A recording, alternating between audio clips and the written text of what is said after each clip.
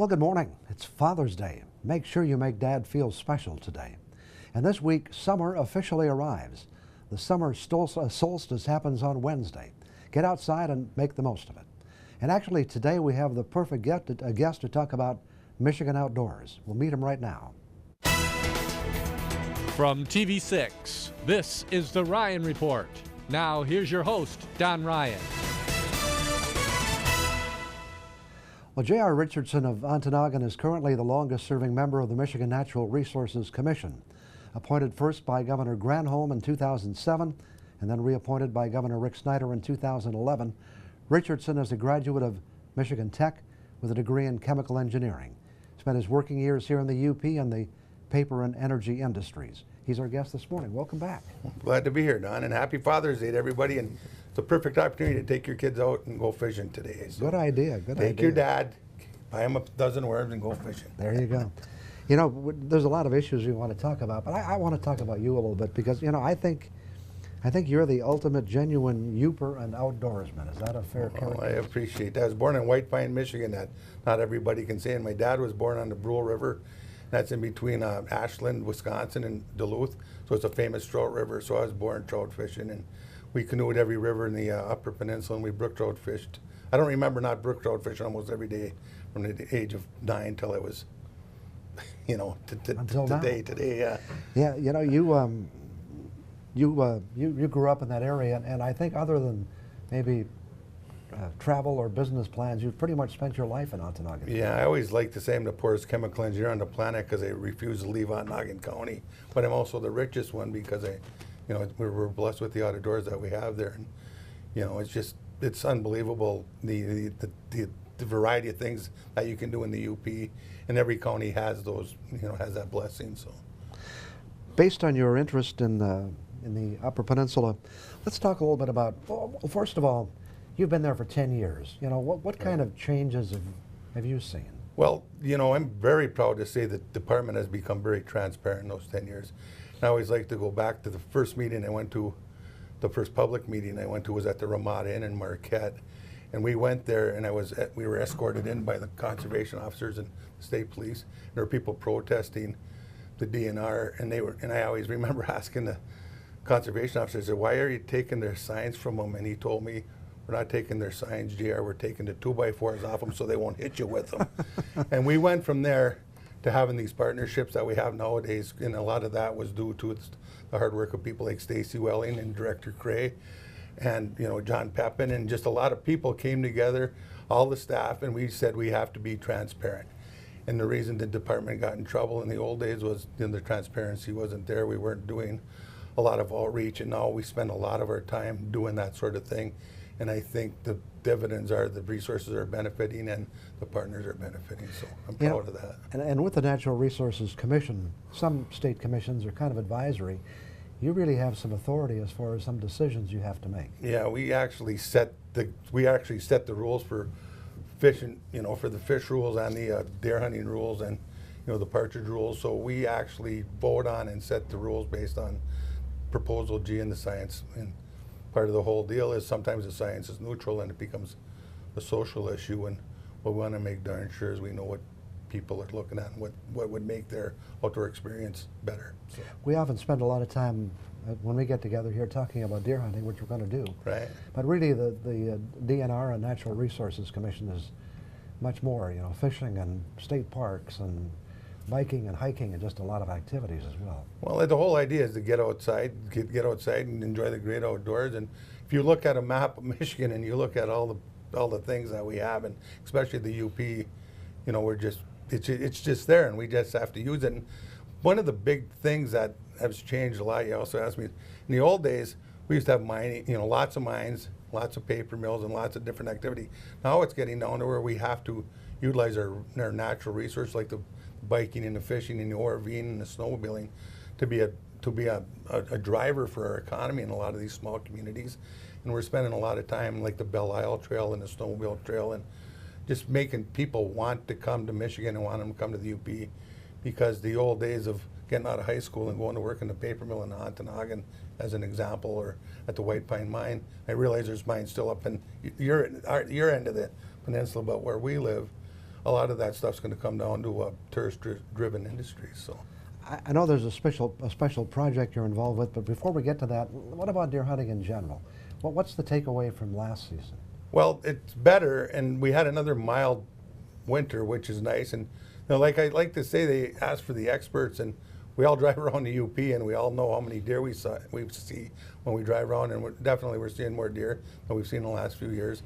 And we're looking forward to hopefully another good year this year.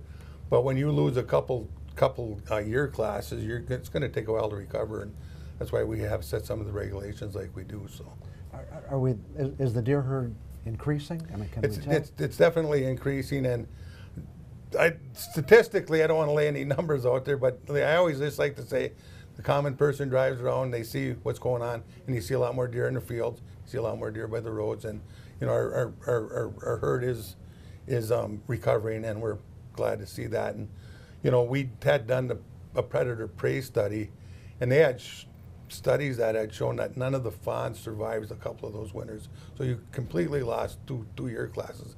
And I know in the last couple of years, or last year for sure, that didn't happen. So. And the size of the herd is obviously important, but what about the health of the herd? The herd looks healthy, and what we're trying to do is, one of the things we'll talk about today is trying to keep the disease out of the herd.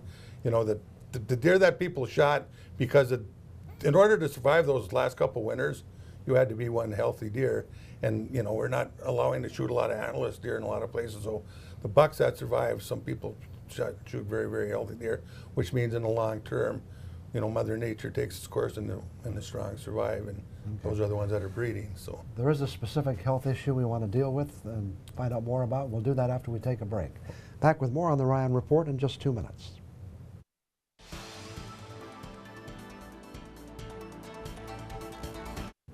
Again, our guest this morning is J.R. Richardson, member of the Michigan Natural Resources Commission since 2007.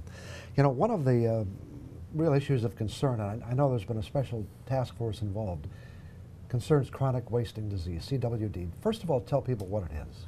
Well, it's a disease that affects the brain and central nervous system of a deer, and it basically renders them so they don't eat properly and they don't act properly, and they'll basically starve themselves. And I think they found 9 free-ranging deer downstate and 3 in the cervids.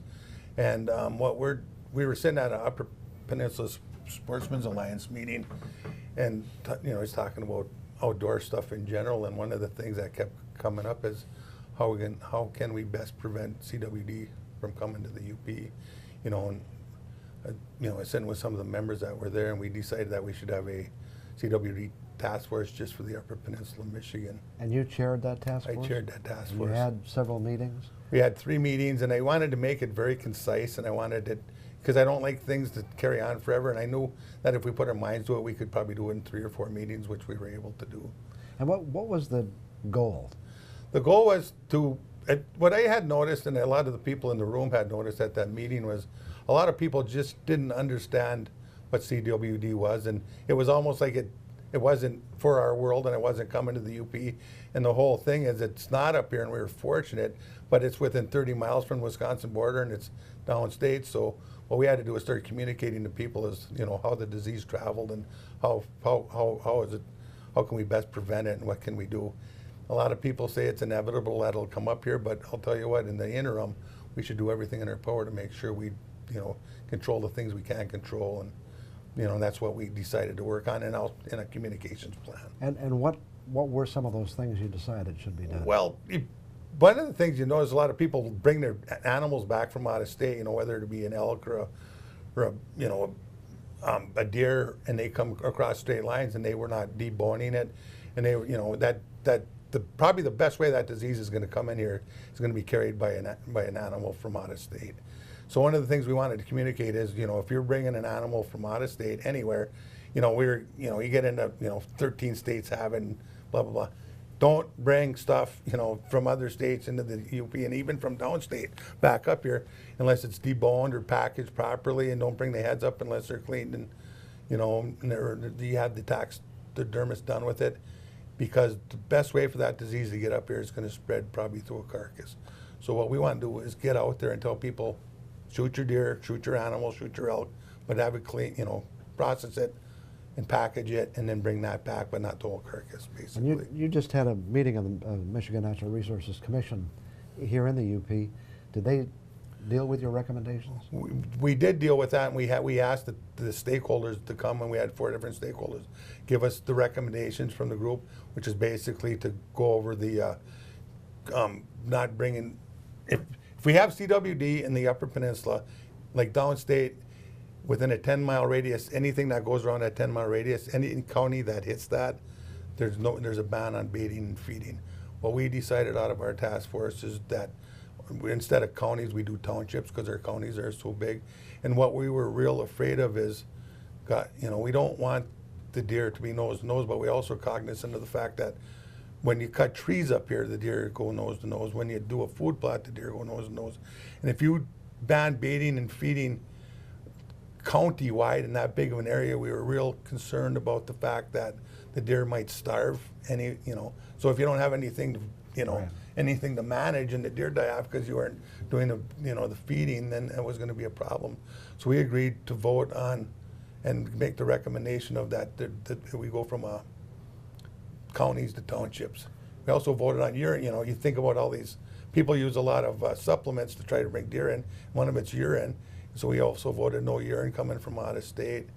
And the last one is just to do a real good communications effort that you can see the commercials from whitetails and different places and billboards, and just get it out there and get people to know about it. So are these actual regulations now, or are they just recommendations? They're recommendations at this point. Okay. And then what's going on in the interim is after we had started our task force, everybody thought it was a good idea, obviously, and the director and the chairman, John Matonage, and Director Gray, decided to have a CWD task force statewide, and Dr. Russ Mason. And what they're doing is bringing the foremost experts in the state to look at the disease and see if we're missing anything. I mean, we did it more from a social and a communication and a boots on the ground standpoint. And what their idea is to take the people that it's renowned experts in the field and say, well, what can we do, and how does this spread, and how the prions go around, and what exactly can we do, and what do we have to avoid? And that's coming together, and I think they're going to have their first meeting this fall.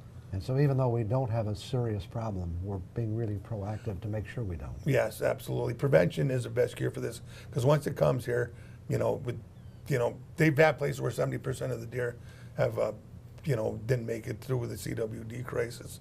And that's, we have wolves, we have coyotes, we have bears, we have heavy winters, we don't cut as many trees as we used to. And then you want to pile on CWD and other invasive diseases on that. It's just a real hard roll. Okay, we've got to take one more break. Sure. Back with more on the Ryan Report in just 2 minutes.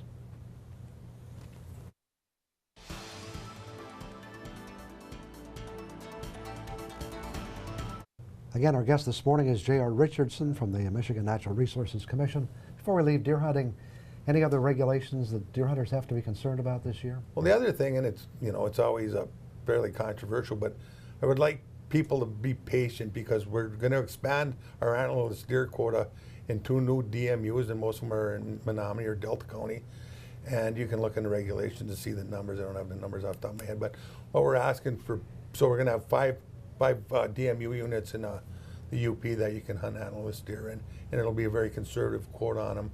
And basically what we're asking people is to give us another year or two to let the the female deer and the antlerless deer grow for another couple of years, and let them not be hunted, so we can have we're trying to get the buck to doe ratio where we need it, and Okay. It's a big deal in a lot of the places in the UP, and I think it's extremely important that we show patience in this regard. And I'm the actual regulation hasn't been passed yet, but I'm assuming we're going to go from 3 to 5. So. We have only a couple of minutes left. I know brook trout fishing is something that you're interested in and have been forever, but Right. some new developments in that area? It's near and dear to my heart, and people love, when I was brought up, people love to go brook trout fishing. They fish on these little streams.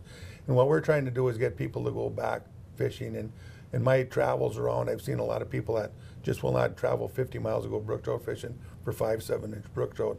So one of the ideas we want to do is to get people back into the woods and allow them to catch 10 brook trout. And we're working diligently with the different stakeholders. All the stakeholders in the western end that the groups like of the fishing groups are supportive to that. Other than TU, and TU, we're working diligently with the Trout Unlimited folks to find a happy medium where we can all work together. And I think where we're going to end up is some of the small feeder creeks into the larger rivers, because we have no desire to not have coastal brook trout up here, but we do have a desire to go fish the small streams, catch 10 brook trout, and have eggs and brook trout on Father's Day morning for a meal. So, and I think that, our goal, Trout Unlimited's goal, my goal, and the sportsman's goal is to get people in the woods. And the way to get them in the woods is allow regulations that make them want to go in the woods and, not deter them from that idea. So, Only a minute left. I know you're very into family fishing and getting kids out fishing. How's that coming? Well, we have a family-friendly fishing thing at Rockland Pond this weekend, and I went there last year, and I thought nobody'd come. We had over 70 kids to join us, and then we had a Camp Josh banquet or a Camp Josh fishing thing the other day, where we actually took a bunch of special needs adults, and we got like 15 trout of 15 inches, and you want to light some people up. I mean, it just made their day, and it's so special, and it's such a good idea to get the kids out and get the people that have some special needs out and get them in the outdoors, because there's no better therapy than that. Well, the outdoors in the UP is a great place to be, and as I said, today is Father's Day, and this is first day of summer coming up this week. Thanks for coming in and sharing some of the things going on through the Michigan Natural Resources Commission. Well, thank you. Good to see you again. It's always great. Okay. I'll be back with Remembering Ray Domini after we take this break.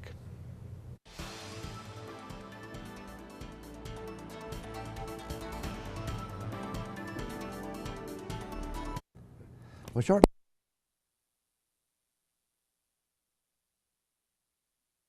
success throughout the Midwest, started a weekly television show. The group was the Hiawatha Ramblers, and the leader of the band was Ray Domini. Ray passed away this month at the age of 85, and Upper Michigan lost someone very special. Besides his musical career, Ray found success in sales, development, and serving in local government. I had the pleasure of interviewing Ray on a couple of occasions and wanted to share just a few minutes of those conversations. This morning, I asked him what it was like doing a TV show in those early days. There were 2 cameras, and then they had soundproofed this room in there, and we'd just count down. The guy is saying, hey, 3, 2, 1, bingo, and we'd start off with our theme song. And after the theme song, we'd say, hi, everybody, and so on and so forth, and get into, we always started with a polka, and we always ended with a hymn. Then we did a lot of popular stuff in between, like Harbor Lights and Side by Side and Sugar Time. Okay. McGuire Sisters were popular at that time, things of that nature.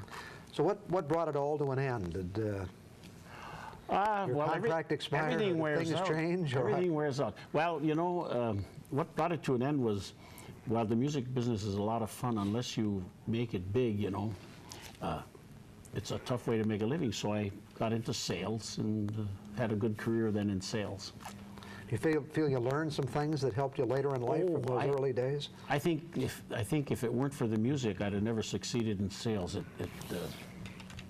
The music gave me a lot of self-confidence, and you need that if you're going to be in sales, so you can have some confidence in your product and talk to people with some honesty and with some sincerity instead of just trying to push a product. You gotta believe in it yourself. So I think music does that. Can you remember some of the excitement of talking to fans back in those early days? Because even television was new to people up here. Well, when we'd go anywhere out of town, we were like Bing Crosby. We went to the fire tournament up in Hancock, I believe it was, or Calumet, one of those towns up there, and my God, the people would just round to see us, because we were on television. You were on television. Yeah. Didn't make any difference if it was local or network back in those days. You were the real thing. And there was very little. I think that's all they had was TV6 back when they first started. As a musician, Ray was best known for his amazing ability to play the accordion. On an earlier visit, we had a chance to talk with him about his favorite instrument and get a small sample of his musical talents. Now, you do a lot of playing for fun, for charity, really visiting nursing homes, those kinds of things. Yeah, I found that if you play for free, you get lots of work. Yeah. Give us a sample of what those people enjoy. Well, most of them like the upbeat stuff, polkas and stuff. We play requests, and a lot of them like they grew up in the 40s and 50s, and so they like.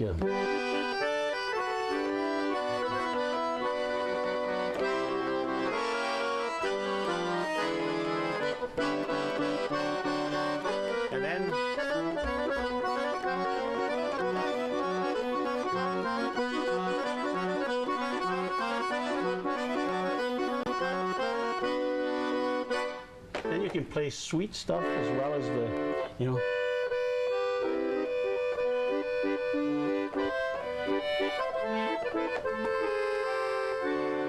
As well as